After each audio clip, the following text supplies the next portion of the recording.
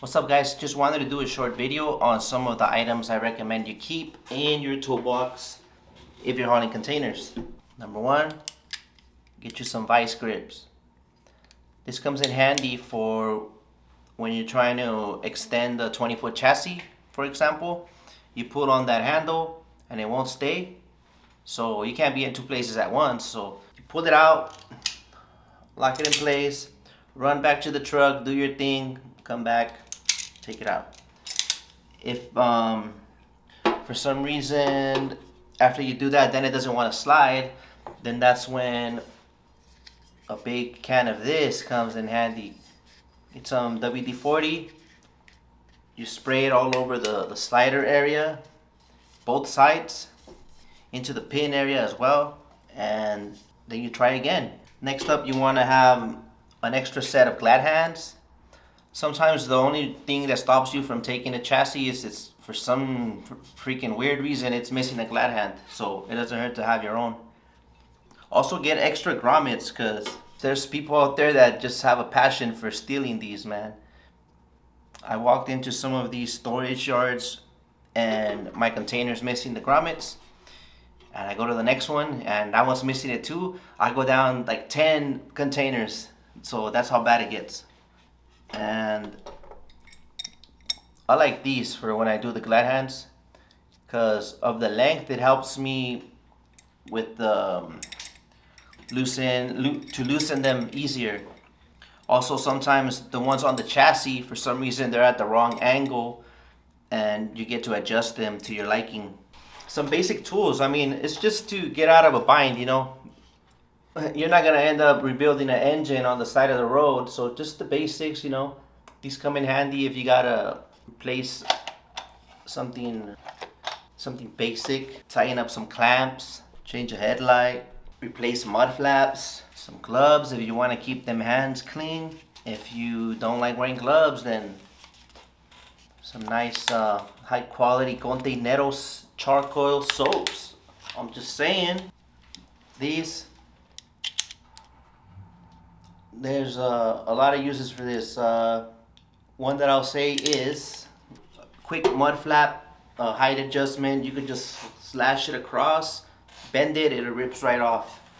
You could make some quick holes so that you could temporarily throw that mud flap on there without having to remove the screws of the pre-existing mud flap. And then you wrap some chicken wire. Put it through the hole of the mud flap, tie it around whatever nuts are left on the chassis, and you gotta make sure you have these so that you can cut it, you know? This is a piece of shit. So yeah, something like this, but obviously I don't recommend that brand anymore.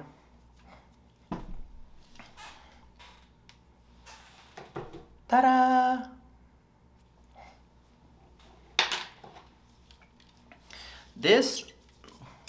Most of this stuff I got at Home Depot, some of it at Harbor Freight Tools, including the box.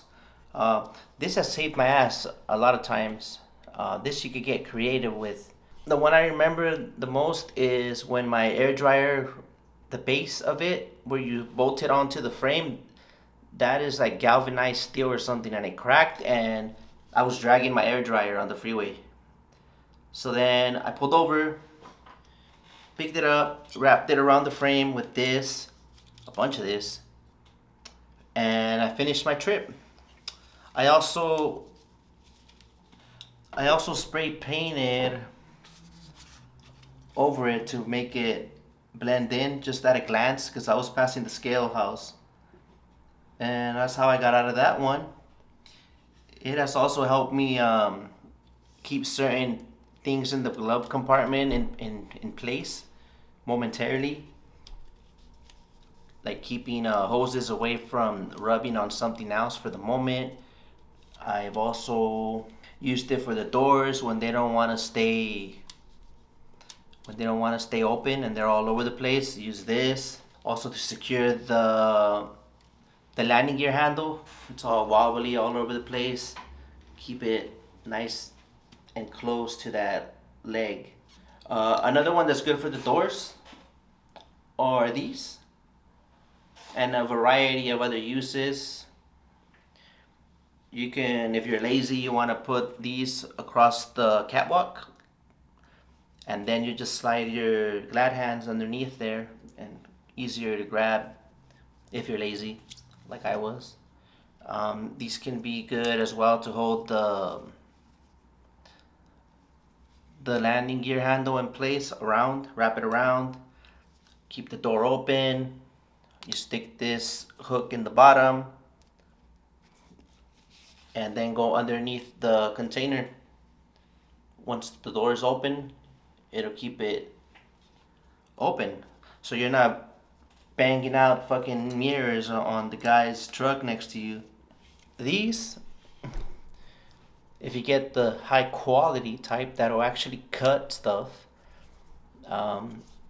they have another purpose. This can help when you got like a nail in your tires.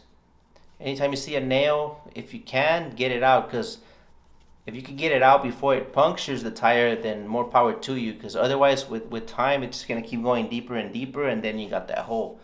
So just do the good old spit method.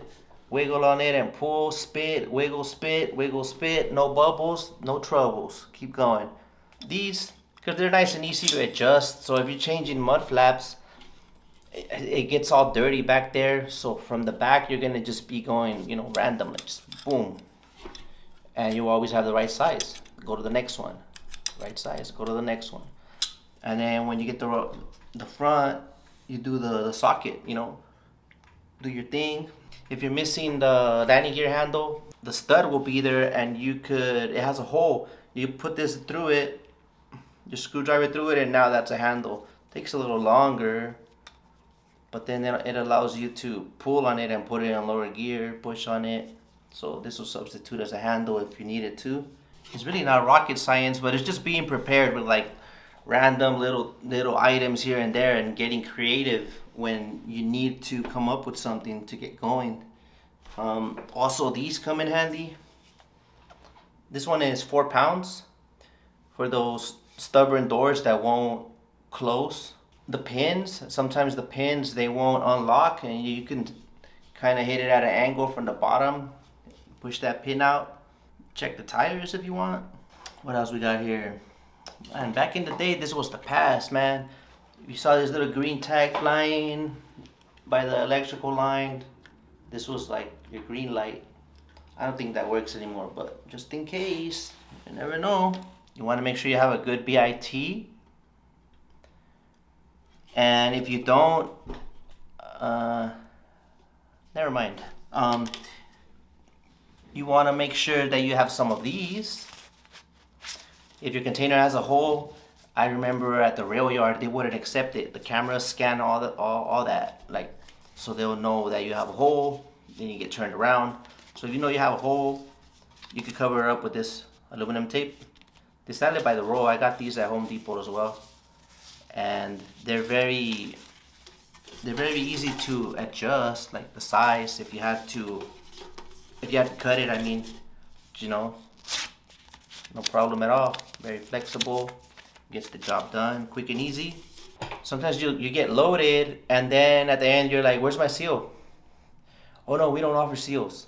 So carry extra seals so you don't waste time at those customers where they don't provide it, and then you have to go to the truck stop, look for some seals, and waste of time. A lot of these, for some reason, in container hauling, people like to borrow stuff from the container next to their container, and it just keeps going and going and going. So might as well just have your own. And a light too. You'll get put out of service for the tail light at the at the scale. So you have it, put it on, get going. I don't have any tail lights on me right now, but you also wanna, if you wanna participate in the zip tie challenge, get your set of zip ties, the tiny ones, medium, the jumbo. I like these. These come in handy. These have saved my ass many times. My favorite one was when I wrapped I wrapped the trash bag around the hose that was starting to, it was at the risk of just bursting. So hoses have a lot of layers. It was already at that layer where it looked like pantyhose. So I put a trash bag all around it, and then I reinforced it with a bunch of zip ties. So it was literally like a lot of them, like this close, and that prevented it from expanding. And I got home. So yeah, I love zip ties. I think that's it for now. I can't think of anything else, so if I do, I'll just make another video. Let me know in the comments what are some tools that you carry for the ports.